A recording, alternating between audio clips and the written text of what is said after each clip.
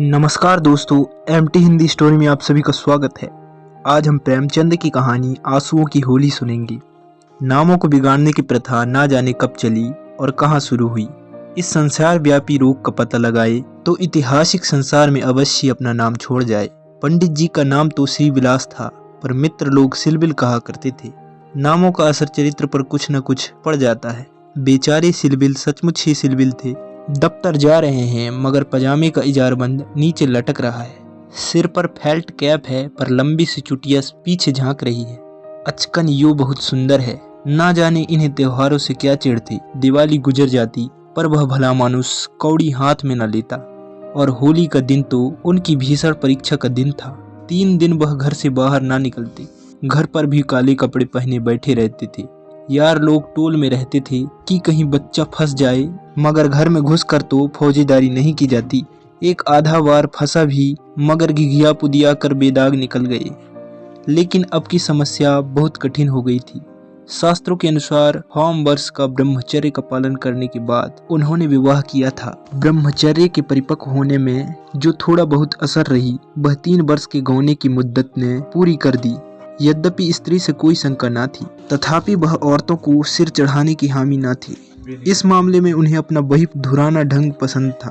बीवी को जब कसकर डांट दिया तो उसकी मजाल है कि रंग हाथ से छुए। विपत्ति यह थी कि ससुराल के लोग भी होली मनाने आने वाले थे। पुराने मसल है, बहन अंदर तो भाई सिकंदर।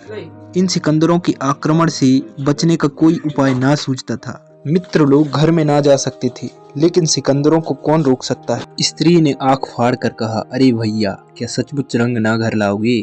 यह कैसी होली है बाबा? सिलबिल ने त्योरिया चढ़ाकर कहा, बस मैंने एक बार कह दिया और बात दोहराना मुझे पसंद नहीं। घर में रंग नहीं आएगा और ना कोई छुएगा। मुझे कपड़ों पर लाल छींटे देखकर मचली आने लगती है।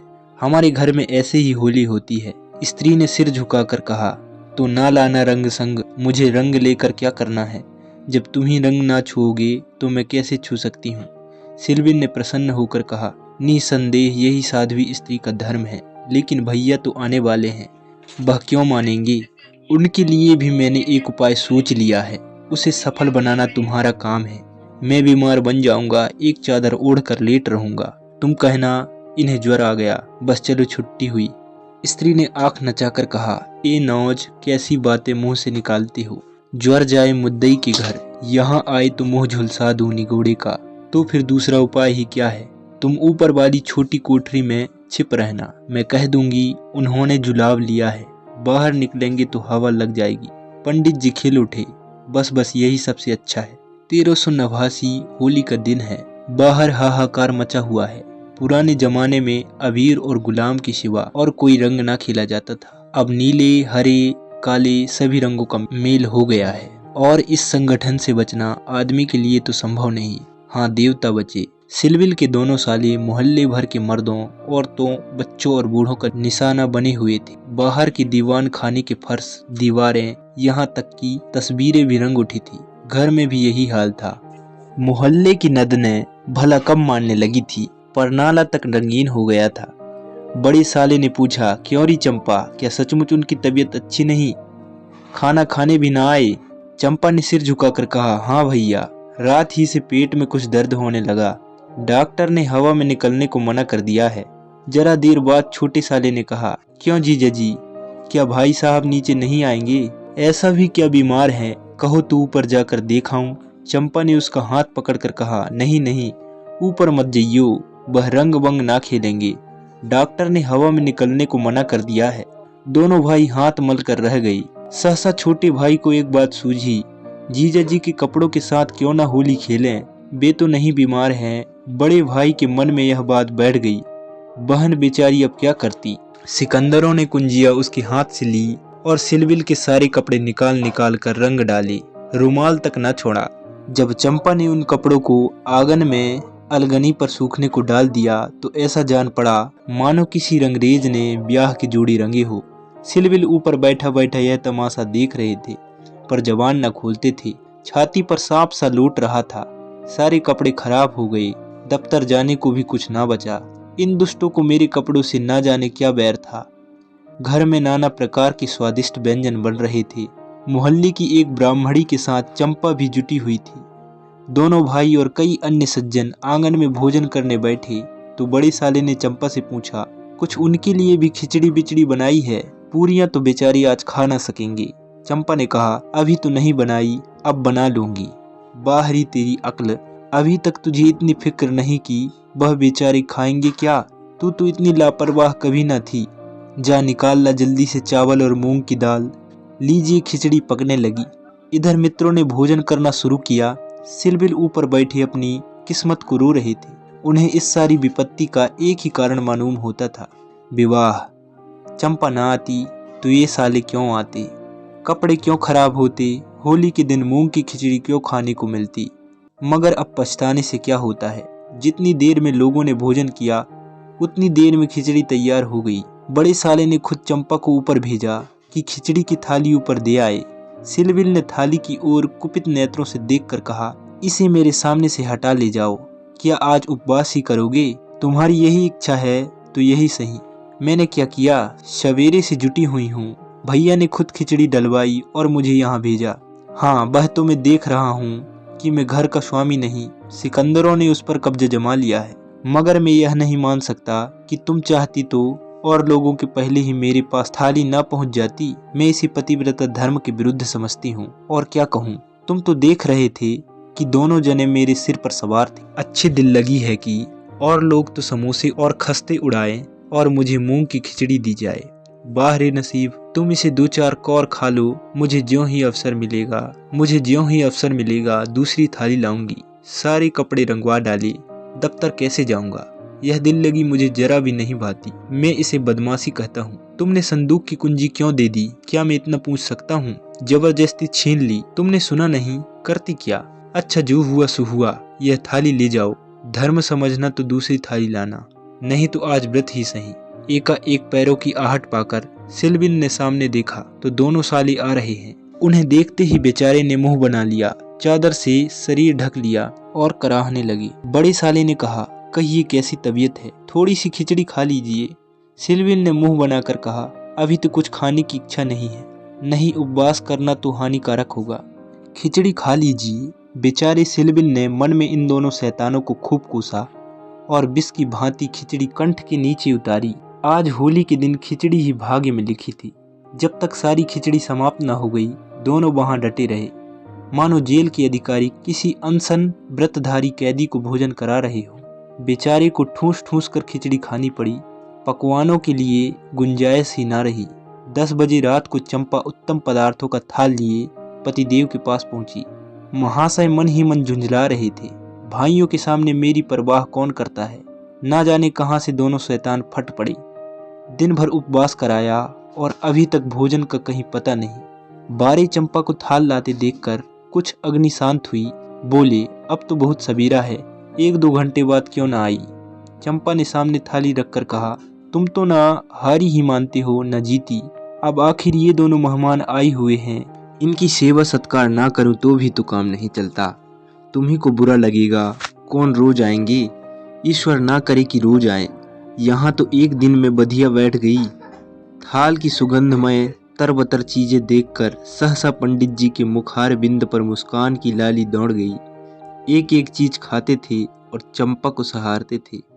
सच कहता हूँ चंपा, मैंने ऐसी चीजें कभी नहीं खाई थी। हलवाई शाला क्या बनाएगा, जी चाहता है कुछ इनाम दूं, तुम मुझे बना रहे हो।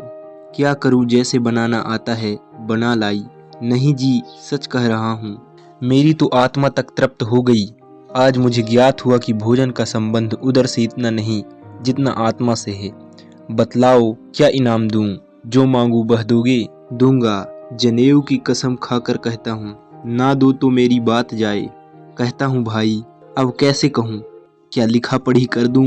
अच्छा तो मांगती हूँ, मुझे अपने साथ होली खेलने दो। पंडित जी का रंग उड़ गया, आंखें फाड़ कर बोले, होली खेलने दूं? मैं तो होली खेलता नहीं, कभी नहीं खेला। होली खेलना होता तो घर में छिप कर क्यों बैठता। और के साथ मत खेलो, लेकिन मेरे साथ तो खेलना ही पड़ेगा। यह मेरे नियम के विरुद्ध है। जिस चीज को अपने घर में उचित समझूं, उसे किस न्याय से घर के बाहर अनुचित समझूं, सोचो। चंपा ने सिर नीचे करके कहा, घर में ऐसी कितनी बातें उचित समझते हो, जो घर के बाहर करना अनुचित ही नहीं पाप भी है। पंडित जी झेंपते हुए बोले, अच्छा भाई, तुम जीती, मैं हारा। अब मैं तुमसे यही दान मांगता हूँ, पहले मेरे पुरस्कार दे दो, पीछे मुझसे दान मांगना। यह कहते हुए चंपा ने लोटे का रंग उठा लिया और पंडित जी के सिर से पांव तक नहला दिया। जब तक वह उठकर भागी, उसने मुट्ठी भर गुलाल लेकर सारे मुंह में पोत दिया। पंडित जी रोनी सूरत बनाकर बोले, अभी और कसर बाकी हो तो वह भी पूरी कर लो। मैं जानता था कि तुम मेरी आस्तीन का सांप बनोगी। अब और कुछ रंग बाकी नहीं रहा। चंपा ने पति के मुख की ओर देखा तो उस पर मनोवेदना का गहरा रंग झलक रहा था। पछताकर बोली, क्या तुम सचमुच बुरा मान गए हो? मैं तो समझती थी कि तुम केवल मुझे चिढ़ा रहे हो। श्री विलास ने कांपते हुए स्वर में कहा, नहीं चंपा, मुझे बुरा नहीं लगा। हाँ, तुमने मुझे उस कर्तव्य की याद दिला दी जो मैं अपनी कायरता के कारण भुला बैठा था। वह सामने जो चित्र देख रही हो मेरे परम मित्र मनहर नाथ का है, जो अब संसार में नहीं है। तुमसे क्या कहूँ, कितना सरस, कितना भावुक, कितना साहसी आदमी था। देश की दशा देख देख कर उसका खून जलता रहता था। ख्वाम भी कोई उम्र होती है, पर वह उसी उम्र में अपने जीवन का मार्ग निश्चित कर चुका था। सेवा करने का अवसर पाकर वह इस तरह उसे पकड़ता था मानो संपत्ति हो। जन्म का विरागी था, वासना तो उसे छू ही ना गई थी। हमारे और साथी सैर सपाटे करते थे, पर उसका मार्ग सबसे अलग था।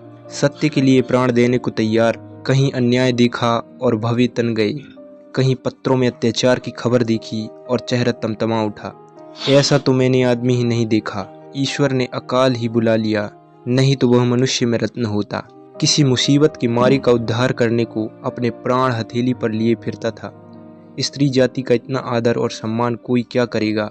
स्त्री उसके लिए पूजा और भक्ति की वस्तु थी। 5 वर्ष हुए, यही होली का दिन था। मैं भंग के नशे में चूर, रंग में सिर से पांव तक नहाया हुआ उसे गाना सुनने के लिए बुलाने गया तो देखा कि वह कपड़े पहने कहीं जाने को तैयार है। पूछा, कहाँ जा रही हो? उसने मेरा हाथ पकड़कर कहा, तुम अच्छे वक्त पर आ गए, नहीं तो मुझे जाना पड़ता। एक अनाथ बुढ़िया मर गई है, कोई उसे कंधा देने वाला नहीं मिलता।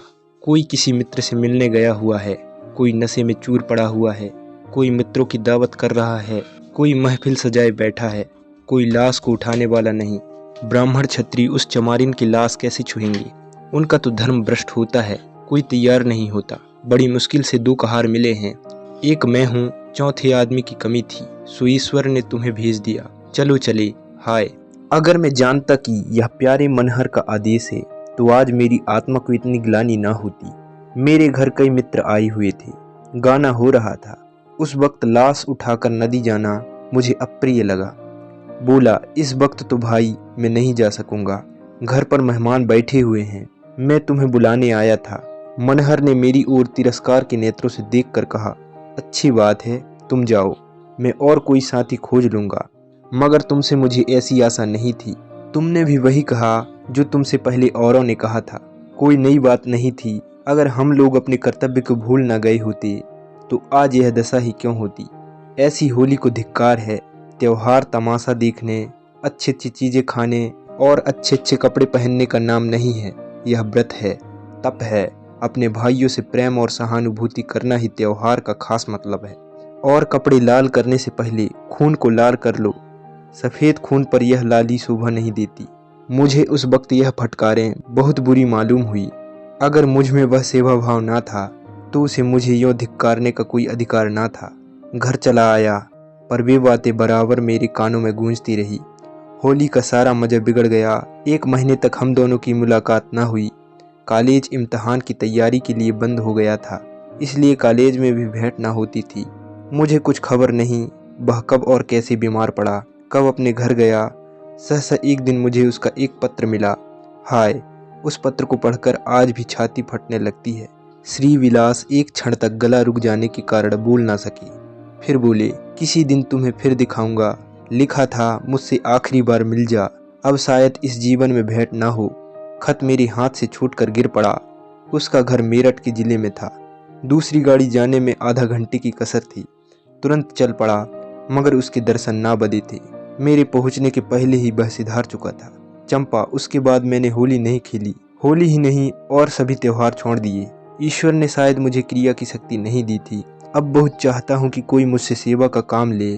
खुद आगे नहीं बढ़ सकता, लेकिन पीछे चलने को तैयार हूँ, पर मुझसे कोई काम लेने वाला भी नहीं। लेकिन आज वह रंग डालकर तुमने मुझे उस धिक्कार की याद दिला दी। ईश्वर मुझे ऐसी शक्ति दे कि मैं मन में ही नहीं कर्म में भी मनहर बनूं। यह कहते हुए श्री विलास ने तस्तरी से गुलाल निकाला और उसे चित्र पर छिड़क कर प्रणाम किया। कहानी अच्छी लगी हो तो अपने सुंदर हाथों से लाइक, शेयर और कमेंट कीजिए और ऐसे ही नई वीडियो के लिए चैनल को सब्सक्राइब कर लीजिए।